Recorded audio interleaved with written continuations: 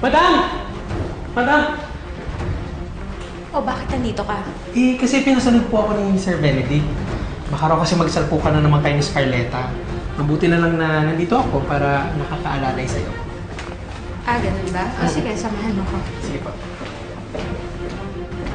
Tagal mong mamatay, ha? Bilisan mo.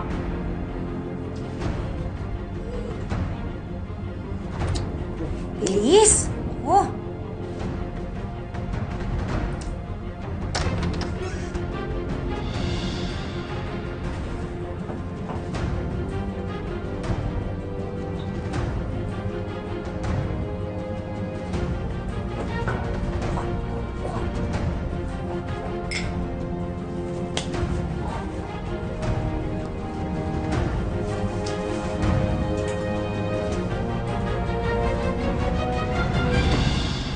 Anong ginagawa niyo dito? Kakausapin ko si Mama Tilda. Hindi pwede. Umalis na kayong dalawa! No, Scarlett. Hindi ako aalis dito. Sinabi sa akin ni Jonas na gusto kong kausapin ni Mama Tilda. Hindi ako aalis dito hanggat hindi ko siya nakakausap. Umalis na sabi kayo eh. Umalis na kayo! Ano ba ginagawa niyo dito? Ma'am, si Mama Tilda parang... Ma'am, si Mama Tilda! Mama Tilda! Tumawag ka ng doktor! Mama Tilda! Mama Tilda! Mama Tilda! Ma'am! Ma'am! Mama Tilda! Mama Tilda! Anong ginawa mo kay Mama Tilda? Bakit mo siya naiyan na ganito? Ano ba sinasabi mo? Ma'am!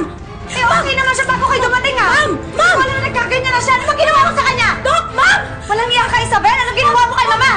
Ma'am! Mas ka nasabi siya. Ano ba ginawa mo sa kanya? Ha? Anong ginawa mo sa kanya? Kapal na mukha mo. Dumating ka lang nagkaganyan na si Mama. Mama Tilda. Mama Tilda. Ma'am. Ma'am.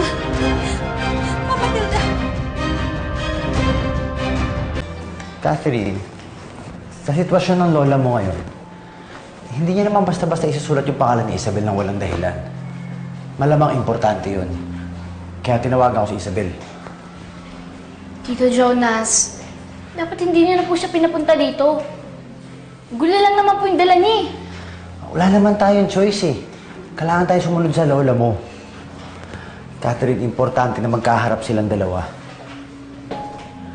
Paano po kung mag-away na naman sila?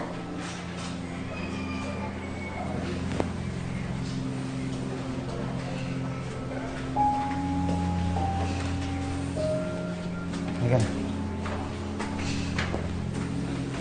Mama Tilda! Umalis ka na! Ano ba ginagawa mo kay Mama, ha? Walang hiya ka! Walang hiya ka! Dumating ka lang nagkaganyan! Umalis ka na! Lumayas ka! Layas! Lumayas ka!